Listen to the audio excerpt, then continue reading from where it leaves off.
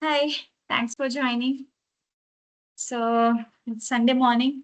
I also didn't expect many of you to join, but well, someone's here. So let me just give you an access to your mic. Okay.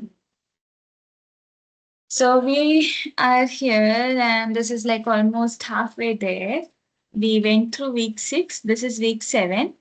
Well, so last time we didn't go over to the entire lecture of week 6 because how we are doing it is we'll look at the question. I'll look at the questions and what the content you need to know more about it. Then similarly, the content I'll explain it to you.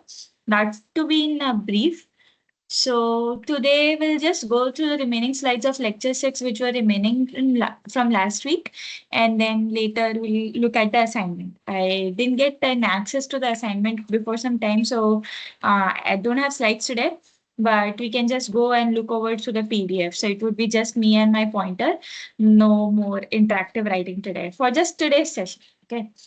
So before we start, I'm Jagrati. I'm a PhD scholar at IIT Gandhinagar, and I'm a PMRF TA for this course of Techniques of Material Characterization with Professor Shiva Indra.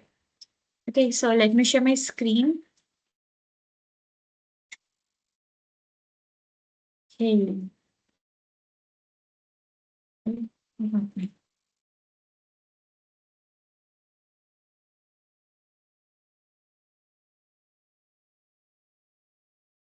Yeah, so we are here, and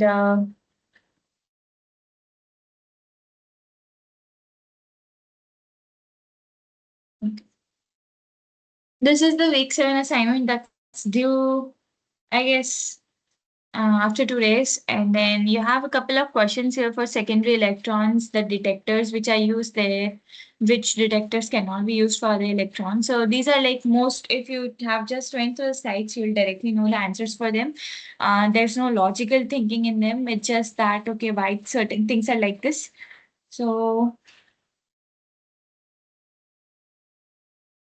most of the questions are like that only. And then you have this numerical question. So this time the TAs have made an effort to add the units in there. So I guess most of you might have noticed it, and please also submit answers in a similar manner so that you get your answers correct. Okay, so that was the point I wanted to highlight this week. So we'll just look over the week 6 lecture due. So we saw SEM, and then what was the direct difference in between SEM and TEM? We know that for one, we need a sample that should be electron transparent for transmission electron microscopy.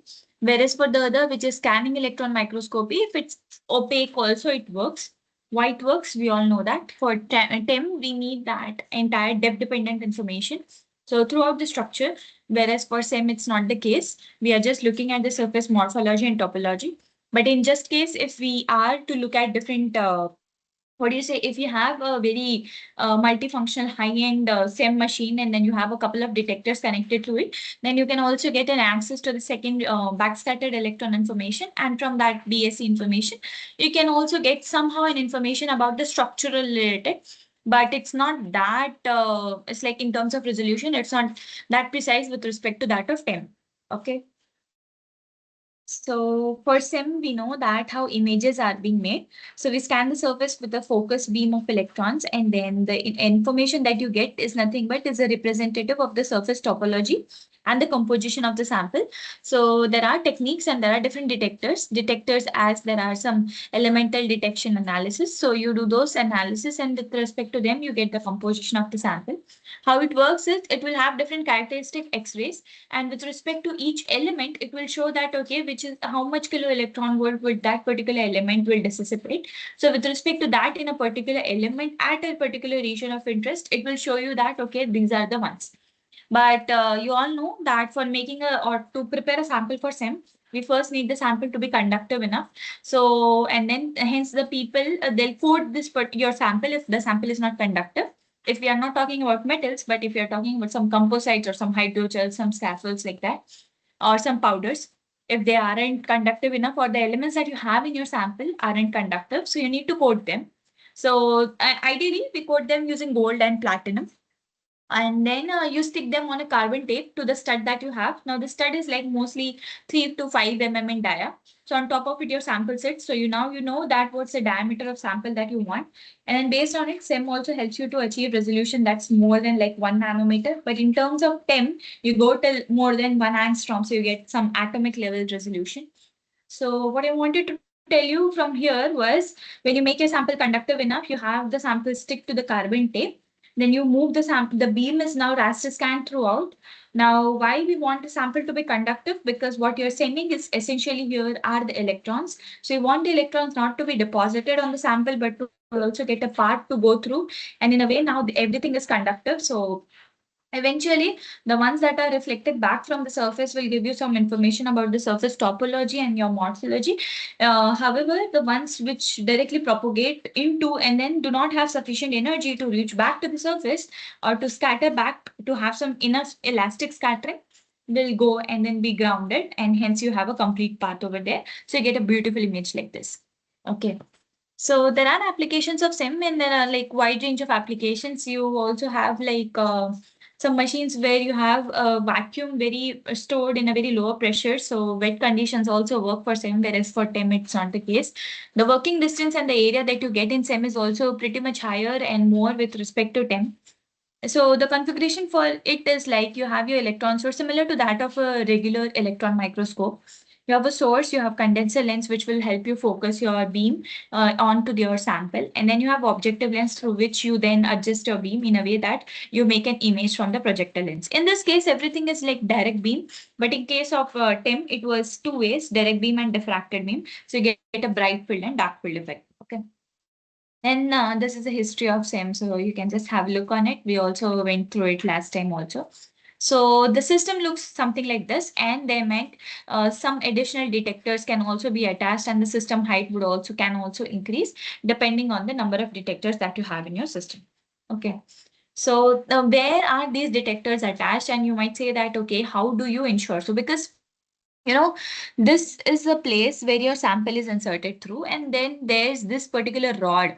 Now you take this rod, you move it horizontally, then you bring it back, then again you place your sample, push it, and then again make it vertical. So in a way, you place your sample it's like below this electron beam, and that to be something inside into it. So that's something into the plane.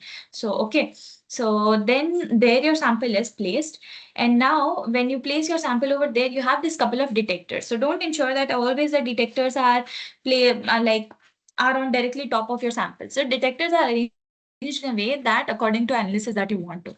Okay. So according what happens sometimes is also you can move your stud to that particular direction. Now your detectors, the electrons which are scattered from there can also be in a particular angle. So later the processing software will do some compensation for you, and then it will give you the rightful intensity that the electron were scattering from there.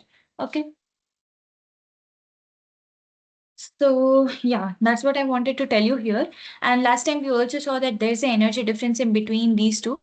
So SEM work at very relatively lower electron volts. So that's like maximum to 30, whereas STEM starts from 100. So most of the cases people prefer for SEM is like mostly biologically active samples are the first choice that's being referred as SEM.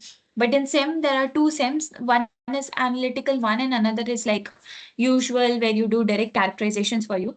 So the analytical SEM is the one where people will only tell you that okay they prefer that biological active samples are not there because it might harm the electron gun and probably the electrons that are passing through it or something like that. So it won't work properly or somehow would cause a threat to the electrons that are passing through. Electrons might get deposited, sample might get damaged. Now in this case, they don't worry about our sample, but what they worry about is their working chamber. So their vacuum which is being placed, so they don't want that energy to be dissipated out from there. So that's why in regular SIM, people do this analysis which have been done is like for some active matter, whereas the matter which is like soft matter and which is like passive kind of. So for that cases, they work with analytical SIM, which has even more high resolution with respect to a regular electron microscope or a scanning electron microscope. Okay. Then with that, we'll look at some scanning modes and the scattering phenomena. Last time we looked at it, and there were also assignment questions for the same.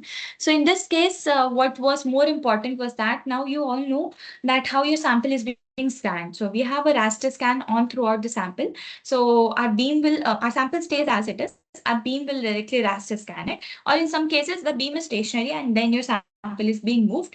How many times it has to move and what needs to be done in steps of what, everything is defined on your processing software. If TS don't have sufficient information on it, there are also some modes where it default scans it for you. Okay, so now each and everywhere the scanning is like raster scanning is done in rectangular fashion, and then you need to, so this is your scanning on the specimen, and then finally this is your image which is formed on the software. Now, last time we discussed that the A which is placed in the smaller box is called as a kernel, or can be defined as your smallest region of interest. Now, you always want, if you want to detect some minute features or smaller features, you want the size to be as small as possible, not that small so that you have huge variances in your results. Whereas it should be larger enough if you have a very gross feature to image. So should be larger enough with respect to the feature size that you're trying to image or the elemental size that you're trying to look at. Okay, so these analysis or these two criterias make a fit for the resolution of the image that you want to achieve. Okay. And then after resolution, one always knows that what is a magnification. So where magnification comes from. So magnification always comes from the cathode ray display divided by the image display. So what you are trying to send divided by what the image is finally being made up. So that's a directly linear relationship between both of them. So you differentiate, divided by the display scan. So one such example over here is, so if you are to scan a raster scan on the specimen of size this, and your digital display is like this, you directly divide this by this, you get like almost 10,000x of magnification there. Okay. Next. So then how's a signal being generated in SIM? So we know that there are two types of scattering. One is elastic and the other one is inelastic. Elastic scattering refers to something as, I won't say passive, but it is something where you don't lose any energy. And like a quantitative or a detectable amount of energy is being lost in an inelastic scattering. Where does the scattering happen? Elastic scattering. Whereas, inelastic scattering will happen anywhere. It's like wherever your source signal, a source electron is being going and then colliding with your destinated electron. In those cases, energy transfer will happen. Whenever energy transfer is happening, you lose a detectable amount of energy. Then that electron scatters back. So you receive a difference in intensity of scattering. So you get a difference in contrast. Okay. But in case of elastic scattering, that's not the case. So this type of scattering is usually seen in backscattered electrons. So when your secondary electron has penetrated soon to that particular depth, where it's nearly to the heavier elements or to the near shell electrons, in those cases, you have almost elastic scattering. And you can also assume to be similar some cases where we'll see those cases beyond, where you can somehow knock the inner shell electrons from. Okay. Then that's a similar example of here. So elastic scattering is nothing but it will produce your backscattered electrons in SIM. Okay, and inelastic scattering is eventually responsible for stopping the electron by a solid material. Okay.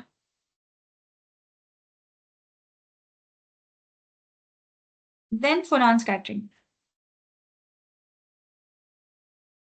So what is phonon scattering? As we know that pixel is the smallest unit in an image, phonons are the quantas of elastic waves.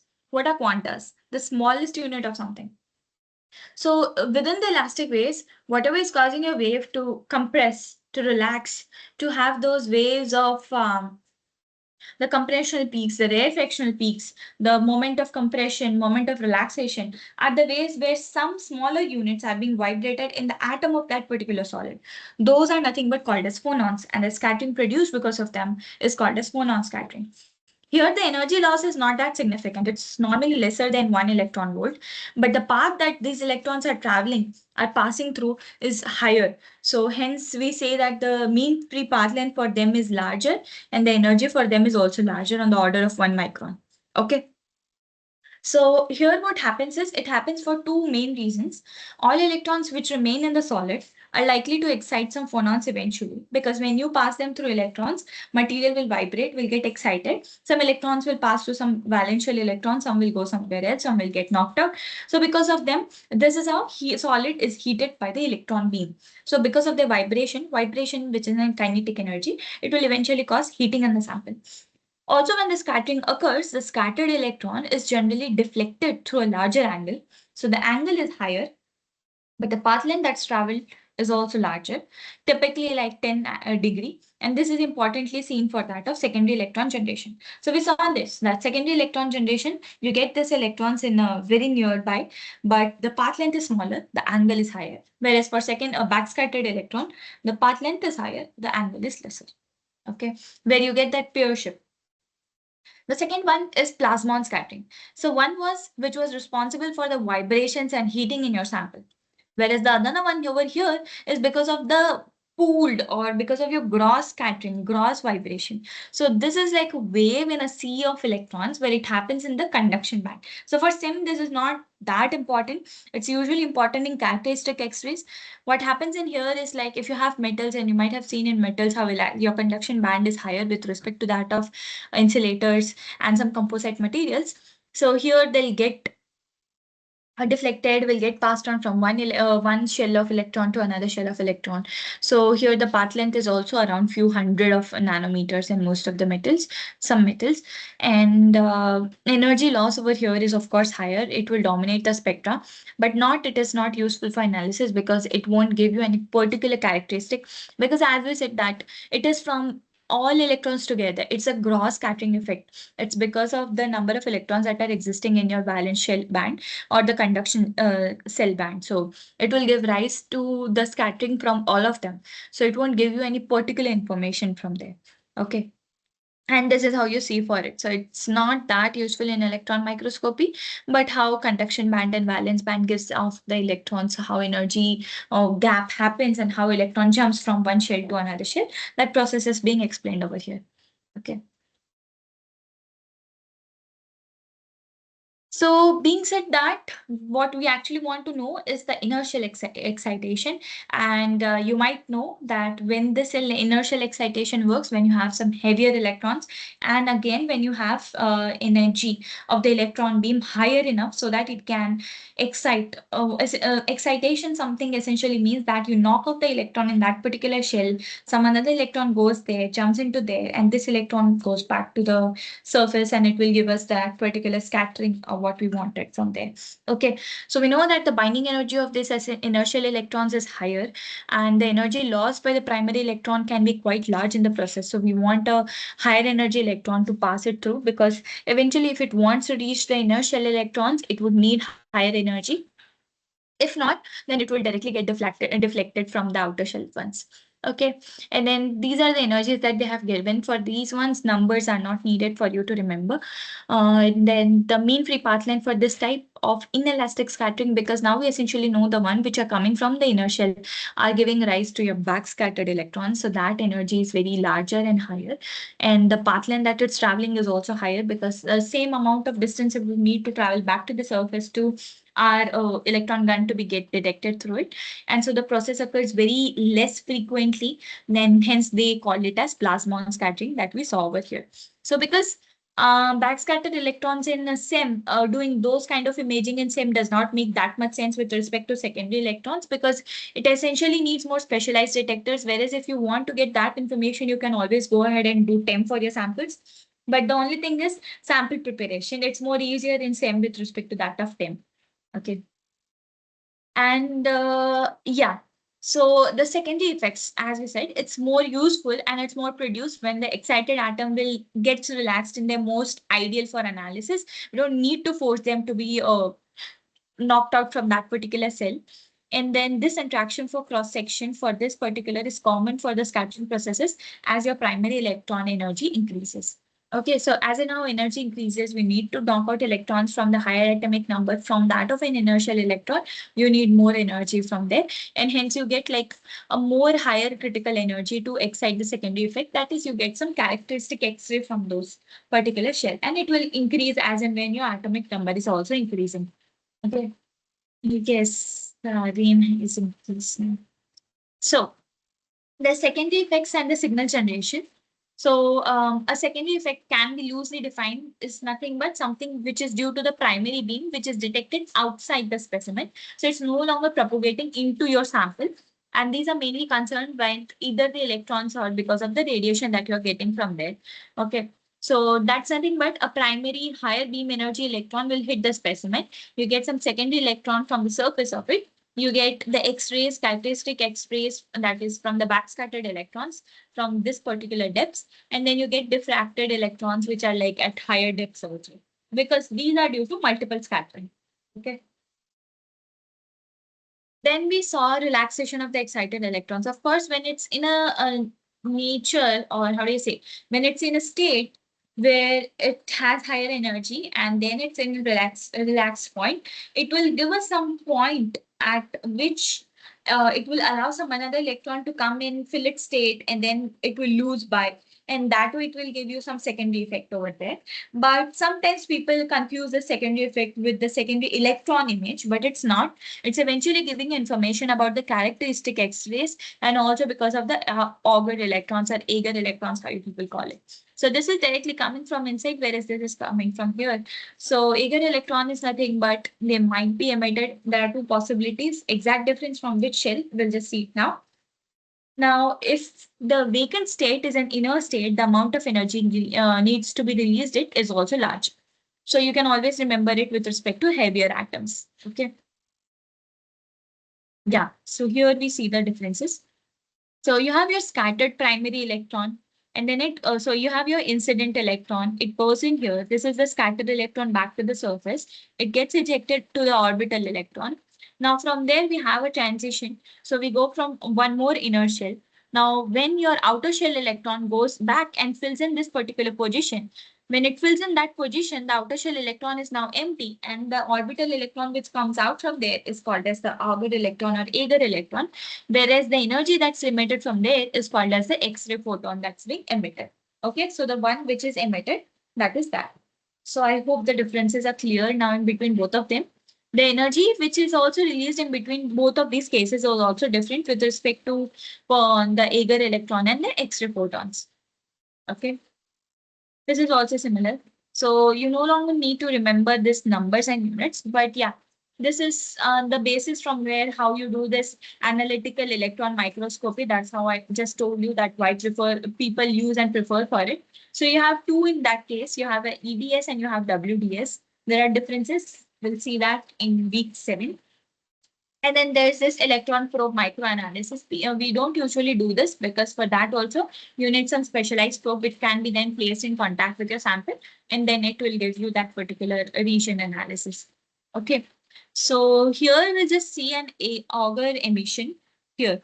So from if you start from here, I have an incident electron. So a high energy electron will knock out an inner shell electron from the atom. It will leave a vacancy. Now, sometimes the upper shell electron drops in to fill the vacancy in the lower shell electron from L to K. Now, it comes from L to K. Since for heavy atoms, the energy is in the range of X-rays, it's called as X fluorescence. Okay. But sometimes the energy emitted is transferred to the outer electron. So energy goes out, and hence it ejects it from the atoms. So that way it's called as the Agar electron that's being emitted, right? So the alternative for the X-ray emission is the ejection of the outer electron carrying excess energy as kinetic energy.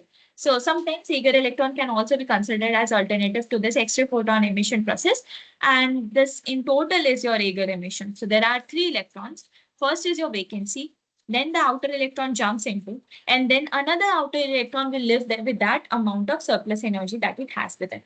So that can also be called as characteristic Agar electrons forms as nothing but Agar electron microscopy or spectroscopy. But most we don't do it in samples. Usually what we prefer is secondary electron imaging and sometimes backscattered imaging. But we no longer go into Agar electrons because X-ray emissions are like more than enough for us to characterize our specimen. But you can always go ahead and do those analysis if you have such a system in your institute. Okay. This we looked last time, but yeah, the formulas are not limited to related to that extent. So you get a fluorescence yield, and that's somehow related to your atomic number. So it's like Z power 4 by Z power 4 plus your constant constant value. This constant value has been it's like realized from some experimental constant, so it comes like this. For agar electrons, the yield is like this. Now you need those yield type of analysis when you are trying to do some experiments as drug delivery, or where you're trying to see that how much of my specimen has entered that particular site, and because of it, it's doing some changes on that. Either it's killing it, either it's helping it to nourish it or something like that. So in such cases, you need this yield analysis to be done. If not, then these are not that needed. Okay. So I hope the content till now was fine and my face was also fine. Yeah. Then we have inelastic scattering and absorption. So I'm just going because we don't have people attending today's session. If someone has joined, well, I don't see anyone, but yeah, if someone has joined, then you can let me know your questions by just unmuting yourself. That too also works. Okay. Yes, and then we have inelastic scattering and absorption. We saw this just now. Wow, that's really heavy. Okay. Uh, yeah, so I'm not at my usual place. I just came, yes, and there was an event to attend, so I came to my friend's place, and then that's why. And the weather it's raining too heavily. Yeah, where were we? Here. So if you have a thinner specimen, more than one of the inelastic processing will take place there, because a thinner specimen will also ensure that most of the energy or electrons have directly passed through and you're getting them back from there. Whereas thicker elements don't usually ensure that, and because of that, those you get some mass thickness contrast in your specimens. Majority of the electrons are brought to a halt within a solid, but few are backscattered and hence they leave the specimen from there. The energy or the volume within the primary electrons after which it comes to rest is like almost 95% of the primary electrons, okay, within your interaction volume. Then this is somehow your secondary electron, how and from where they are being released. So backscatter electrons comes from all different sort of depths, whereas secondary electrons comes from directly from the surface, so giving you information more about the topology, whereas not of the dependent structure of it. And yeah, that's it. So here also your effect goes something like in a parabolic fashion. So it's like this, then this, and this. There would be some analytical drawing of this somewhere, but you can look at, okay, how it decreases. It goes from different rays of X-ray, different characteristics. So you have characteristic X-rays, you have bigger orbital X-rays, orbital electrons which are being emitted. You have also some brainstalling X-rays. So you might look into it. So it's like, this is just some things that I remember from my basic X-rays understanding. So those are things that are also emitted, but just to detect all of them, you need some specialized detectors. And STEM system being that much costly, you won't get it's like institutes don't prefer to get all of the detectors at once. Yeah. So then you have your similar things that we are just looking at, but these are like different electrons. So what are the AC1 electrons? These are generated directly leave the specimen surface at the spot when the beam directly impacts on the specimen surface. So very first interaction of the electrons with the specimen surface. Then you have AC2 electrons. These are generated after multiple scattering, which is inside the interaction volume. So it has a way to penetrate into the volume, and then it leaves from a larger distance from the primary beam's impact point. So it goes away from some other distances, but not at the point where the beam directly came on. And then you have these AC3 electrons. So what are these electrons? So these are the ones which are generated by the backscattered electrons when backscattered electron will collide with the chamber walls or the lens system. Okay, so sometimes you also get some backscattered electrons from the direct surface shells electron. Why? Because in some cases, if your sample is more or your element is more tightly packed, your mostly all the atom would be directly on the surface of the electron. So in such cases, backscattered electrons are produced from the inner shell electrons, and those when they collide somewhere else produce these secondary electrons, and that's where you get this Se3 electrons from. Okay. And yeah, of course, the energy ranges from there, all of them varies. You can directly get this energy ranges from the ADS analysis. How they get is nothing but the emission, the scattering intensity that we are getting back from there. So this plot suggests you that the energy, that number of electrons which are being emitted at different energies do have. Okay. So it shows you a nice smooth graph that, okay, how it relates. And then there's all, they have also plotted it with respect to this theoretical Chung and Everhart relationship. So it matches that relationships too. So as in how you increased your scattering secondary electron energy, the number of electron, how they increase, and then eventually at higher electrons, how they saturate and decrease. It's also shown. So it's not a case where if you keep on increasing, you'll get more and more electrons. At some cases, it will stop. Secondary electrons from the surface, you won't receive it now. And what you'll now start receiving are the backscattered electrons, your Auger electrons, all of those. Okay. Hence, we come to a point where we are to backscattered electrons. And now in backscattered electrons, when they reach to the internal surface, from there, then they are being released. The energy that is lost because of them is nothing but contributed to the secondary electron, which is not lost and gives you information about to the image is nothing but the backscattered electron. So now you know that this is a type of inelastic scattering. This is a part of the elastic scattering, right? And then you have your Bragg's relationship that, okay, how much energy from there they would be released. These are not more in number usually because usually they get lost in while reaching to the surface. So eventually are lesser and lesser and can only be used for some special purposes. We want to see the diffraction or the compositional analysis in your images. For those, you can see them, right? Now, if you want to obtain a signal in SEM, from where do you obtain a signal and how? Now, based on the thickness of your specimen, the interaction volume and the size of the volume will depend. Accordingly, the number of electrons will also be proportional to it. Okay. Now, you have different secondary emissions through it. You have some characteristics X-rays, you have Auger electrons, all of those. You have something that comes from the backscattered electrons. Yeah.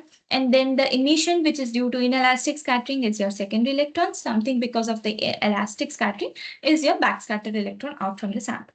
So everyone must remember this particular schematic. It's very useful and it's good that if you remember that. Also this one, types of secondary electrons, from where do they come and which surface and from where, right? So they have also very beautifully summarized all of them here. Okay. So with that, we have looked this.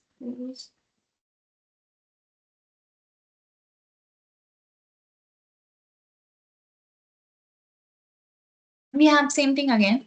So the interaction volume, sampling volume, and the secondary and backscattered electron yield. So, well, of course, for my analysis so far, this was not needed, and I also feel personally that we don't need to characterize yield in these cases. But yeah, of course, there would be some applications which I'm not aware of where you need to compute this electron yield. So you can go back to the lecture slides and refer to them. So yeah, we just saw this that from where do we get this? So Auger electrons are much. So I guess the person who's attending the session can just, if you want, you can unmute yourself. It's totally fine with me. We can have this interactive session and not like me doing solo performance. Okay, so we just saw that there was phonon scattering, there was this plasmon scattering, one which is of lower energy, one which is of higher energy because of a pool of electrons. That is where you have a lower one, and that is where your Auger electrons or Auger electrons fall into. And then since their energy is so smaller, they require a very ultra high vacuum system for them to pass through. If the vacuum is higher enough, then they won't be able to propagate through.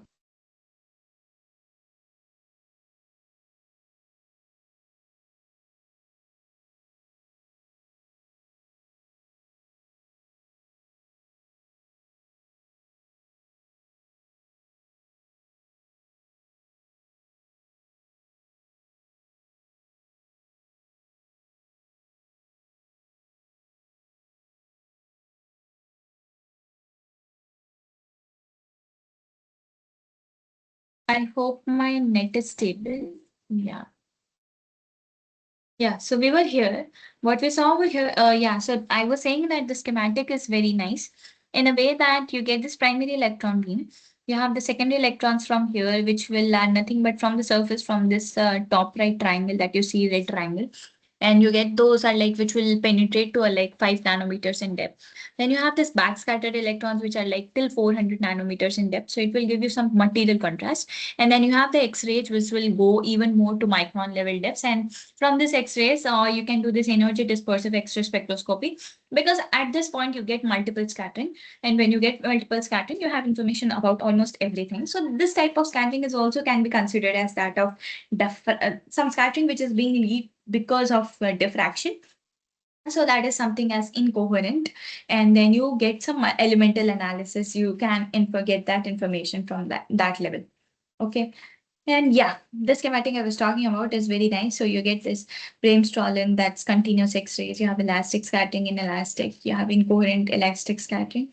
From where TEM comes through, TEM is like direct passing through here, auger electrons, the depth of it. So it would be good if you see this particular schematic. It's really very good and really very informative. Okay. So this shape is very ideal. It's called like a pear shape for the interaction volume.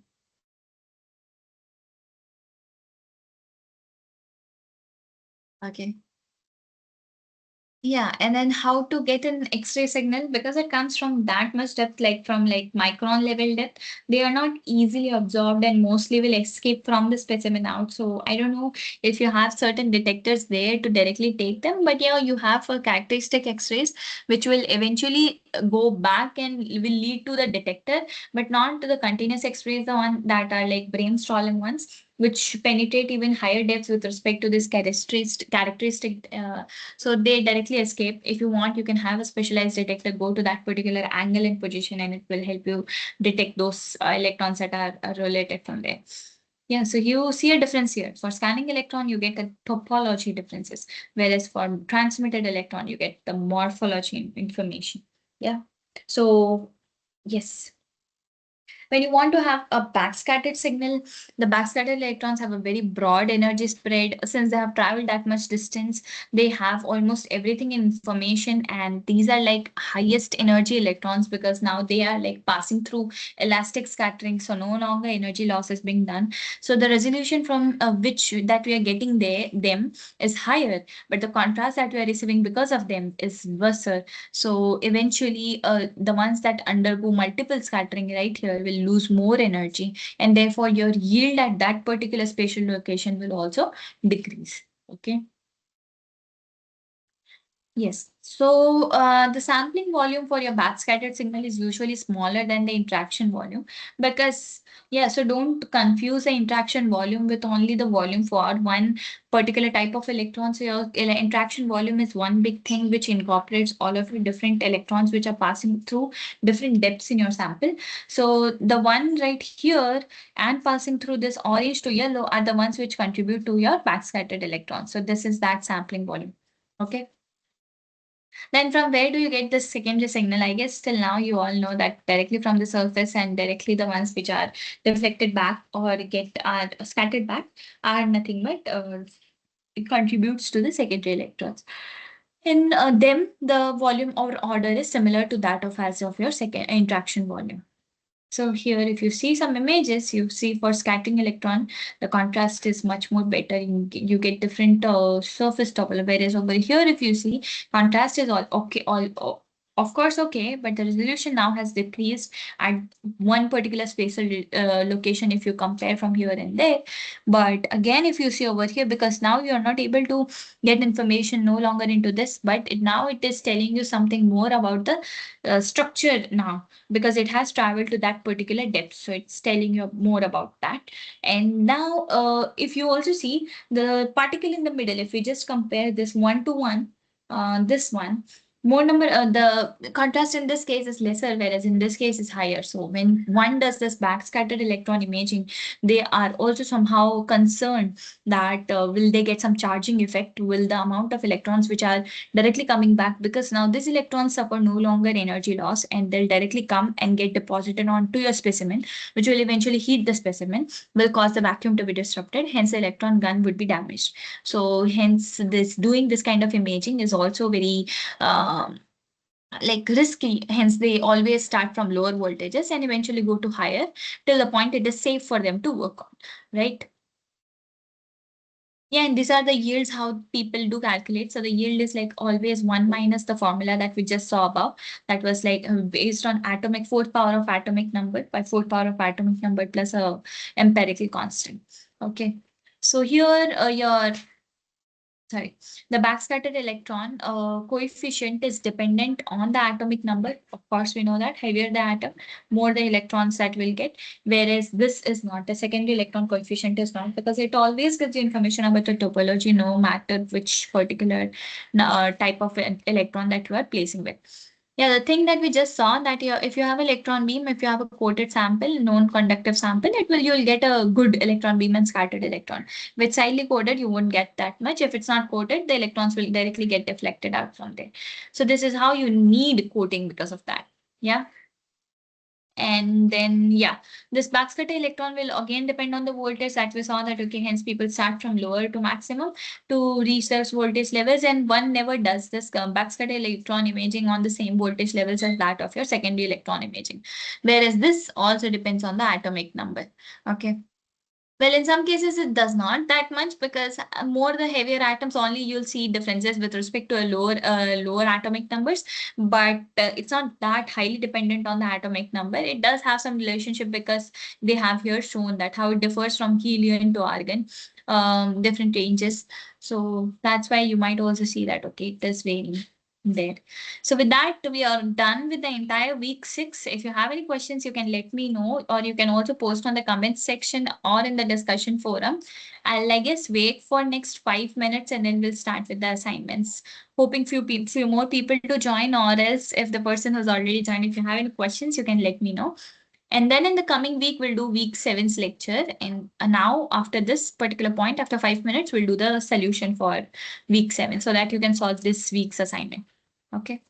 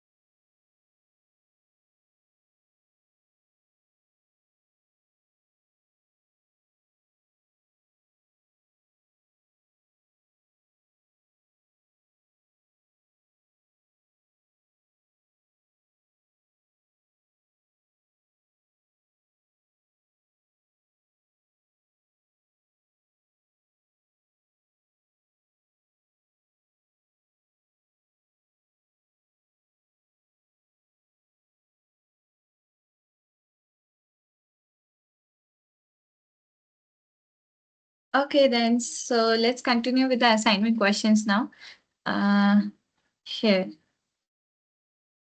So you're always welcome to unmute yourself, or else we can go like self-explanatory, and I'll just show you the solution since not many people have joined for the session today.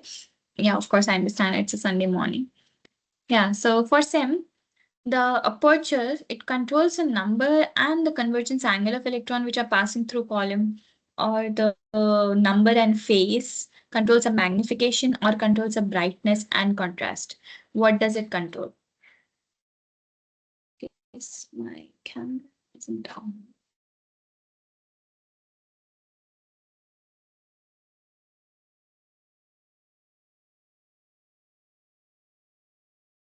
Yeah, yes. So any comments? Or else you can just take a moment, think about it, and then I'll show you the answer.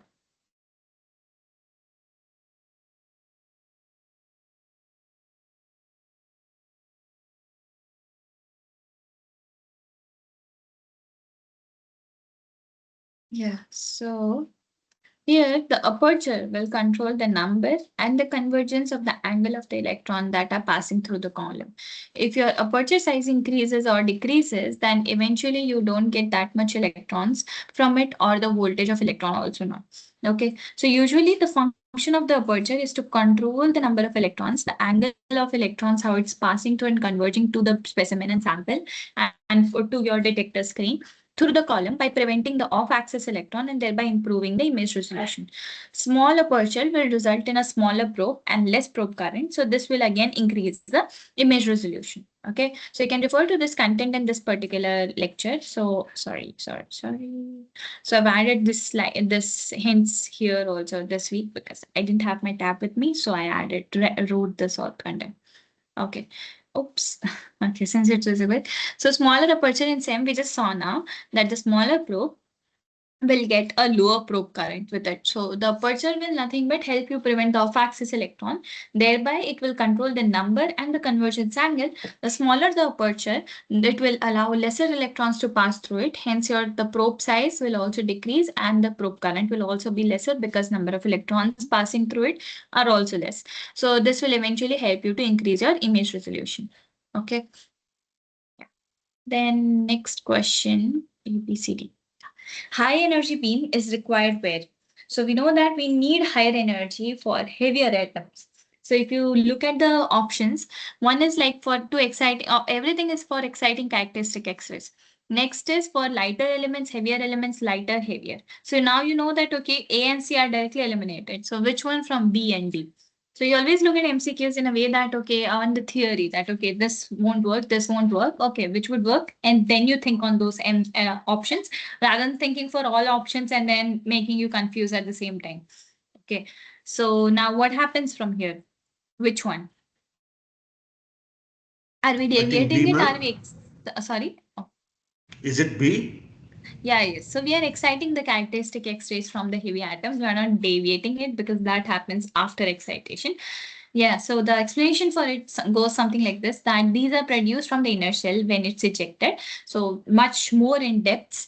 And then the process starts with ionization, so higher energy. And then this ion energy is more higher with respect to the binding energy so that it knocks off that inner shell electron, hence causing its ejection.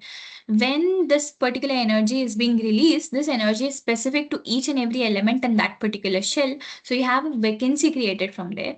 When a vacancy is generated, another electron from the outer shell will drop in there to fill that vacancy. In a way, you get an X-ray photon. That process we just saw now. And this emitted photon and the characteristic energy, which is lead to the difference in energies of the different specific shells we just saw, is nothing but denoted as characteristic X-rays, and those specific detectors will detect them. So for higher number of atoms, the inner shell electrons are more boundly taught to that, so hence increased positive charge of the nucleus, resulting in increased binding energies there. So hence you always have in higher atomic number, the incident beam must have higher energy so that it goes, overcomes these challenges, higher binding energies, eventually knocks off from inner shell electrons. So basic simple logic here. Yeah. Then if you have a smaller working distance in SEM, that we saw that in SEM we have a much more working area. But if we reduce the working distance, what happens? Do we get higher or lesser spatial resolution? And because of that, if we decrease the working distance in SEM, what will happen to our probe diameter? Will it increase or decrease?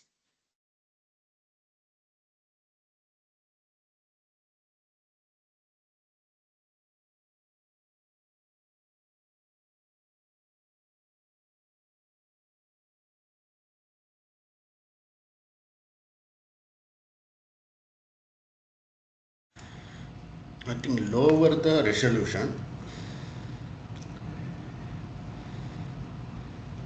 And probe diameter? I have the idea for the spectral aberration, but probe diameter, it may chance to increase, ma'am.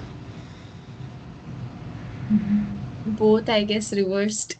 So our special resolution will increase and probe dia would be decreased. Now you have a smaller working distance. Now the smaller working distance in this essentially tells you, so I guess you understand, you have a schematic in your mind where your probe is and where your specimen is. The distance in between both of them is your working distance for the electrons to pass into your specimen and then get deflected and get absorbed by or get detected by the detector. Yeah. So the amount it comes near and nearer to the surface, the lesser and lesser number of electrons it has, so that yours it will pass through your sample. More number of electrons will eventually cause some artifacts, eventually leading to charging effects. So when it reaches the specimen, you have lesser number of electrons. All electrons won't go inside of it, so most of the electrons will get deflected from the surface. So your size of the interaction volume will also decrease. Eventually, your spatial resolution will also get increased. Okay. So you have mostly everything that you have is directly like the direct field effect, direct beam effect, and you no longer have any diffraction effects from there. So consequently, it increases due to a finer probe diameter and as well as a smaller working distance. Your focal length is also lesser. In a way, you can assume it that not assume, but you can understand it as that we are working well within the depth of field of your electron microscope, and hence you have a higher spatial resolution in that particular case when the probe dia is also lesser. Yeah. Because eventually this spatial resolution or resolution is a function of your probe diameter and aperture diameter and your focal length. So it's a ratio of focal length and diameter. So as in how your diameter increases, your spatial resolution decreases. The lesser the spatial resolution is better. Okay. So that way we say that it increases the spatial resolution.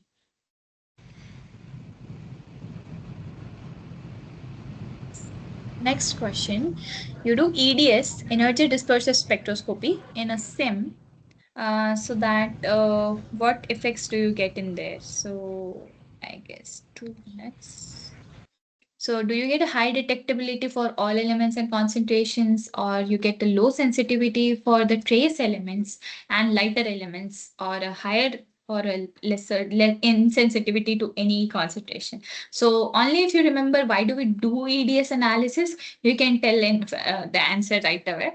If you don't do, then you'll have to go back to the slides again, read why we are doing, because there were two that we just discussed, EDS and WDS.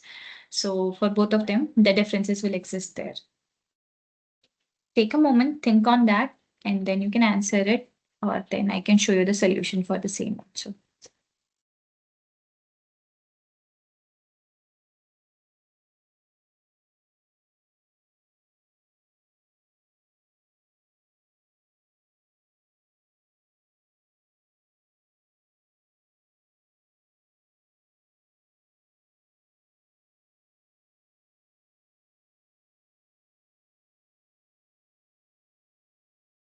Remove D.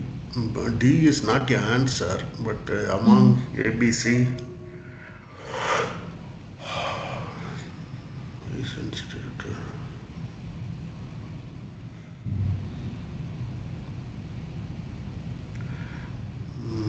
Maybe A and C.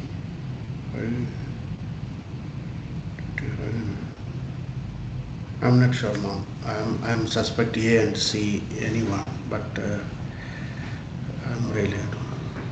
Oh, it's a So you B. have a lower sensitivity towards the tracer elements And why not A? Lighter element in the Because of the sequence. concentration of them. So when we do this EDS analysis, why do we do this EDS analysis and from which particular energies? We do it using the characteristic X-rays. Okay. So I guess 2 minutes. Yeah, we do it using from the characteristic X-rays. So when we do that, our peaks for this characteristic X-rays are so close to each other that they can't be detected. Because of that, you don't have enough sensitivity towards all different types of concentration. You do have for all elements, but not for the concentrations for them. So hence A is not correct in this case. Whereas you have a lesser sensitivity towards the trace element concentrations, lesser for the concentrations and for the lighter elements, because you might not say that heavier elements also fall in the range because our like X-ray peaks might overlap in those cases. So yeah, because these peaks essentially are coming from the inertial electrons. Now, since they're coming from inertial electrons, you don't want them to get like confused in the lighter elements with respect to that of your heavier elements. Hence, it is not like appropriate if you use EDS for trace element concentrations or to detect your lighter elements in SEM. So better if you do WDS for it. Okay.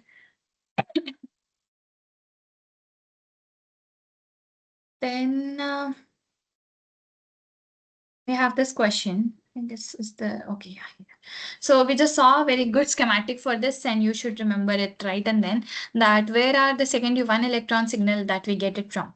Is it separated from secondary electron and plus backscattered electron when captured, or when captured in different detector, when captured in when it is mixed with it and different captured in different detector, or it is mixed with it and when captured as an in-lens detector? So your SE1 is the very first that you get.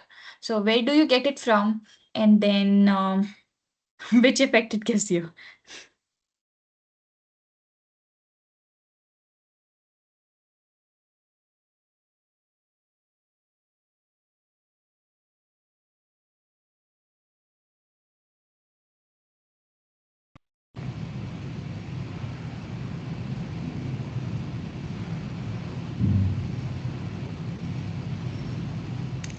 It's a beam. Separated from the secondary plus backscattered when captured in this.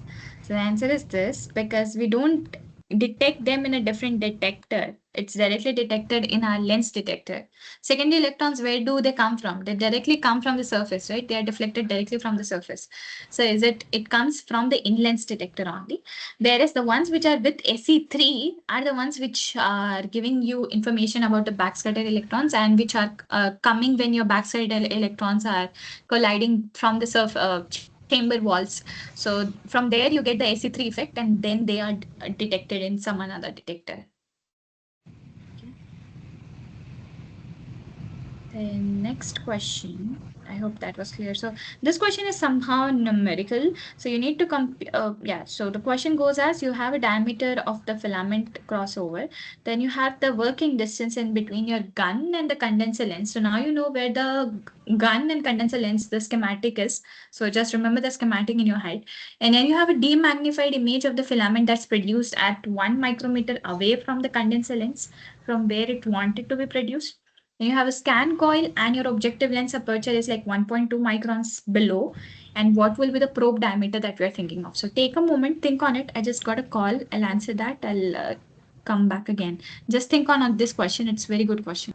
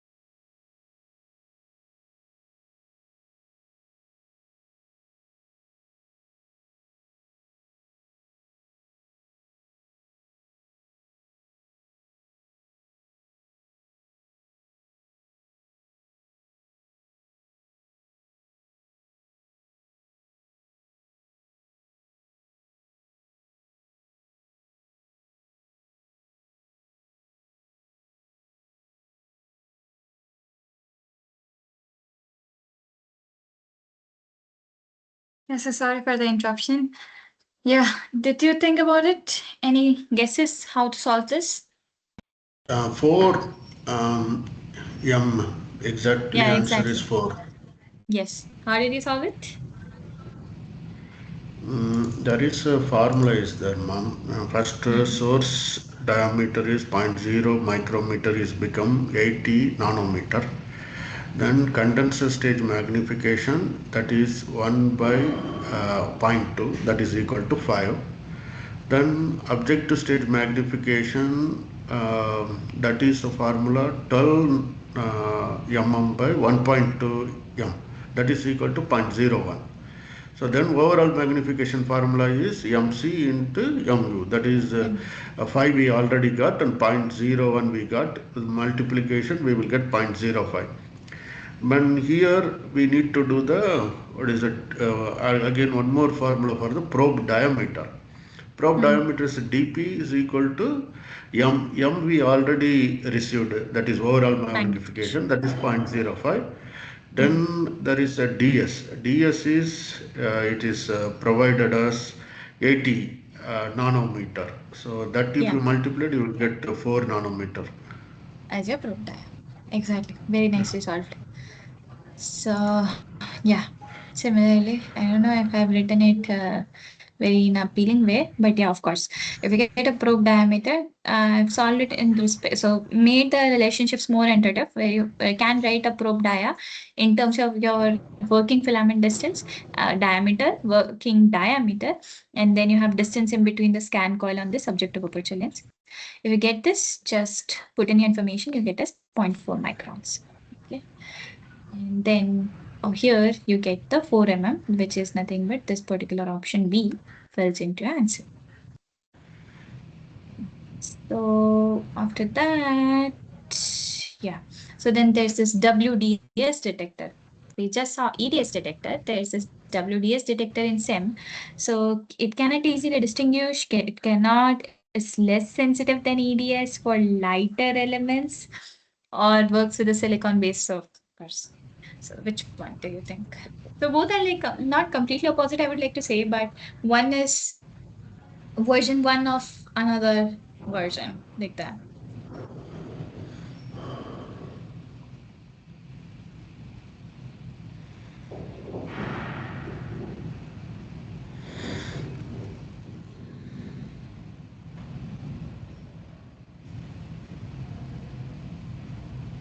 Yes.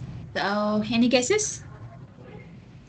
My guess is it is A or C, that only I know, but I'm not sure. Okay. Mostly the answer should be A. Yeah. Because we just saw that EDS is lesser sensitive to lighter elements. WDS cannot be, because in WDS, from where do you get the X-rays? And now here you get that much interest that you can easily distinguish in between the closely spaced X-ray peaks. Why? Because in here we are filtering the specimen out, so that only of a chosen X-ray we are looking at that particular wavelength. When we filter it, we look at that one particular wavelength, it will give us more higher sensitivity for that, whereas EDS does not. It looks at the gross, so in a way it has a very poor sensitivity towards the lighter elements and peak suppression, whereas all of the points which are weaker for EDS are like the advantage points, pros for WDS. Okay. The only thing is, in EDS, you look at the entire spectra. Here, you just choose the specific wavelength that you are interested into. You filter it out, and then you look it. You only detect that particular wavelength, and in a way, you can differentiate in between the X-ray peaks and see at your elemental analysis. Okay. Okay. Next question. So similar to how we did it last time, the discrete beam location on the specimen surface from where the signal is generated are called what?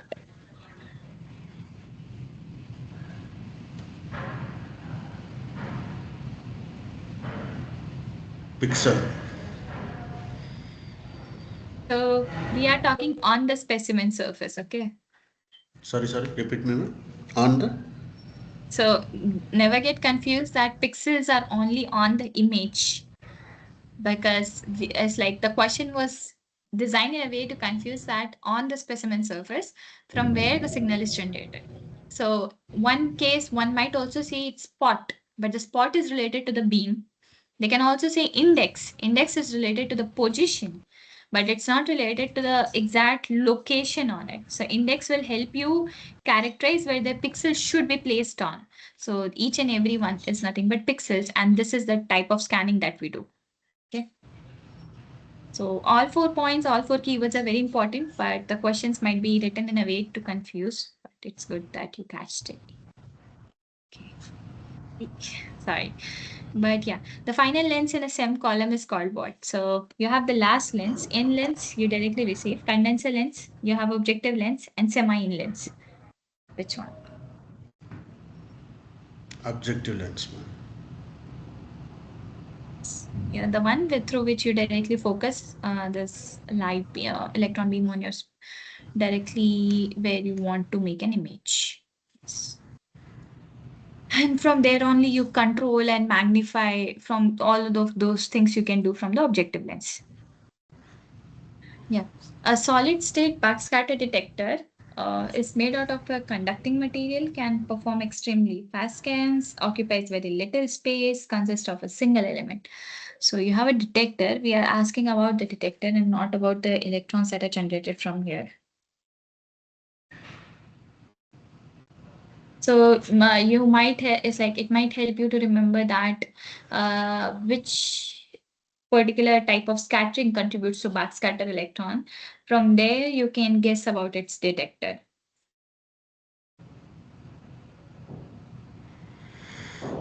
It is elastic scattering. So, sorry, inelastic scattering. It is Oh, elastic. yeah, elastic. Yeah, confusing. It's elastic scattering and backward stuff. Yeah.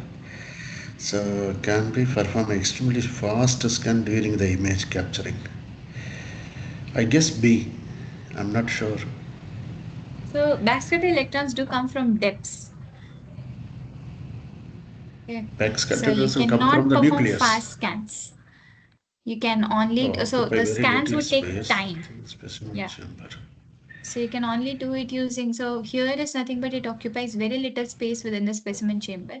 Why this answer? Because of course the description is given over here, but if you remember the interaction volume we just saw, within the interaction volume, the space that comes for the backscattered electron is lesser than that of your interactions volume space.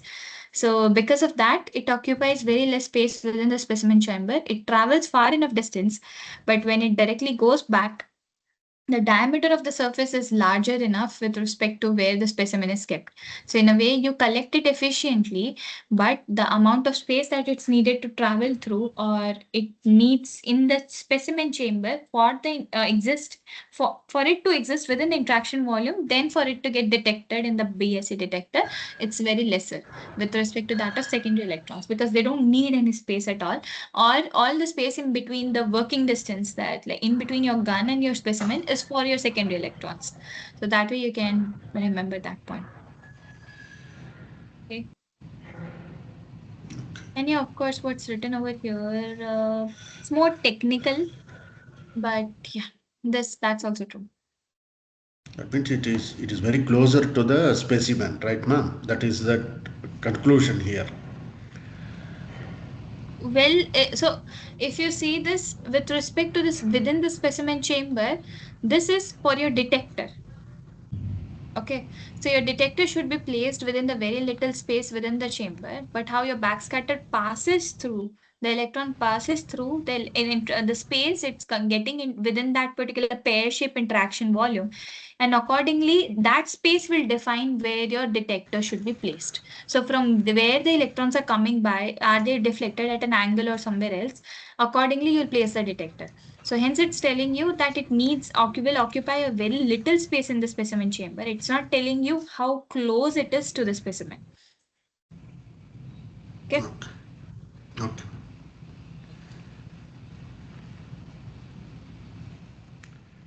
Okay. Yeah. So the resolution of the secondary electrons in SEM is can it be improved by BSc or in-lens detector or a higher bias ENT detector or by using a WDS detector? I guess beam. By an in-lens detector, yes, of course. So why by an in-lens electron? Because you don't want any diffraction effects to be in there. You directly want the number of electrons which are coming from the surface. You directly take all of them, and then that will enhance your resolution of the image. But but here one more question, ma'am. The in-lens detector for SC1 or SC2 or both? Well, That SC1 question and will comes. SC2 both, I guess, because SC1 is from the surface, SC2 which goes to the interaction volume, but it's still within the direct beam. SC3 is the one that's deflected and it's not in the exact angle. So mostly both of Okay. them. Okay. Okay. Yeah. The Everhart and Thornley imaging detector is a device that collects and converts the SCBSC signals that leaves a specimen into which. So just remember which type of detector is it. Accordingly, you'll know that which pulse it creates. If you remember that.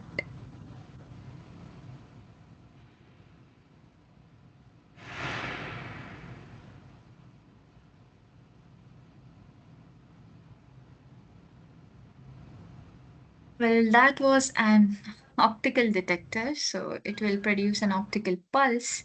What happens here is if you have heard about a scintillator, what a scintillator does, it's being used to magnify or it's being used to accelerate the electrons from anode to cathode and the other way around. Okay, so which emits the light, and from since the light has been passed, so it has a photo multiplier which will convert the photons to the pulses of electrons, which is then amplified, used to modulate the intensity of the digital display. So you have this type of electrons, but the sample for them would also differ. So it's not usually used. It's probably used in a way where you have that kind of specimen where you need it to be excited through photons and not electrons. Okay.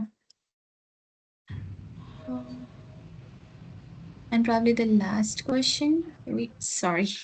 Yeah, so just okay. So we wanted to choose the correct statement over here that the scintillation material of this ET detector has a high refractive index or a lower, or it has a high dielectric constant, or the signal which is generated has no dependence on refractive index. Well, the option was the first one. Why? Has a high refractive index. Because now, the signals that are being produced from this detector are optical signals, which are being used for the final imaging. For it, you need to have a different refractive index across the material, or else you won't be able to get that energy difference in between the two differences, or else the scintillation material here won't work and it won't be able to magnify or pass electrons. So it will help you to focus the electron or focus the guide towards it so that it goes into the specimen directly and then gets detected accordingly. Okay, so that's essentially a thing which I guess, where was this scintillation? Like there was something with respect to X-rays, not here, but of course during my bachelor's, where we read about the scintillation materials, different type of materials, and there we had these cases that where and why it's being used to focus and how it accelerates the beam of photons and electrons. When it does that, it needs materials of different refractive indices. If it does not have, then it won't be able to focus the electrons to that particular guide. If I get that material, I'll definitely show it. Yeah, so I hope till here it was clear. I guess we have the last 15th question. So the detector is efficient in collecting which electrons?